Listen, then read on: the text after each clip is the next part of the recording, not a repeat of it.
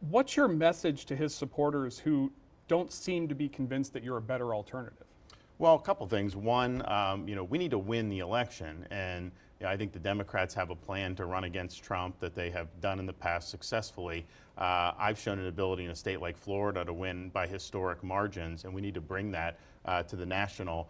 Second, even if somehow Trump could win, he can only serve one term. He'd be a lame duck president. We need somebody that can go in there and serve for 2 terms. I want to attract support for Republicans. I think he attacks people. He's attacking Governor Kim Reynolds just because she endorsed me. That is not the way you win. You win by bringing people into the fold. So people that are doing great, I want them on the team, and that's how you build a majority.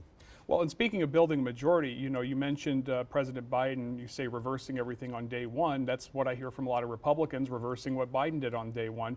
Isn't the way to avoid that to actually engage with the other side in Congress and enact legislation rather than executive order? You absolutely have to do legislation. And how do you do that? Because you come from a Republican-dominated state as well. How do you work with Democrats in order to bridge that divide when obviously it hasn't been any wider than it is today?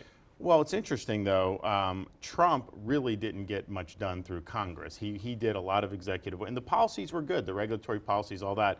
Biden was able to reverse. Biden actually, even with 50 senators, he got a lot of his agenda through with budget reconciliation. So I think there's a couple things. There's certain issues like the border and illegal immigration that the Democrats now will have to come to the table on. This border and illegal immigration is a huge winning issue for Republicans.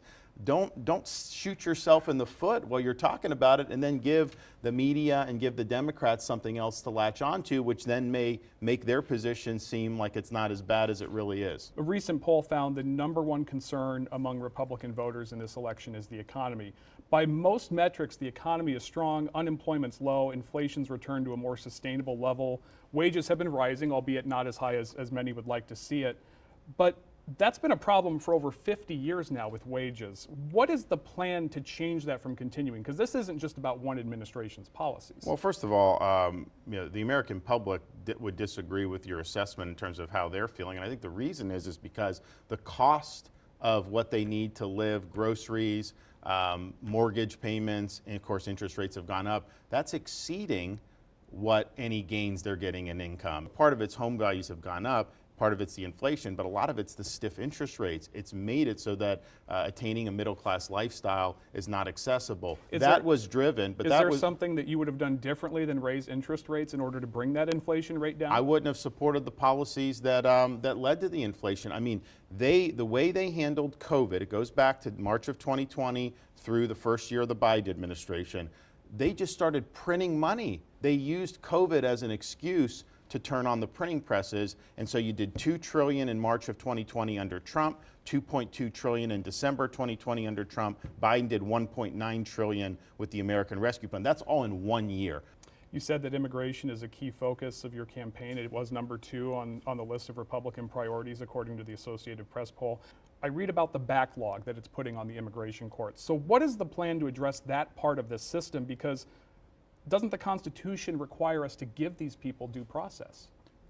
No, actually, you do not have to let them into the country. I mean, asylum claims, most of these are not, they're not qualified for asylum. I mean, just leaving a country where there's violence, that is not enough. That's not the same as being persecuted under the law. So they're not going to ultimately get asylum, but they get a sheet of paper to say, come do a court date in 2 or 3 years. They come to the interior of the country, probably never going to be heard from again.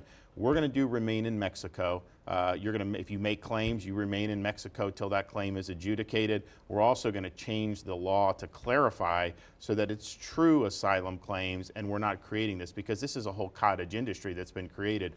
Governor Ron DeSantis, thank you for joining us. Thank you for having me.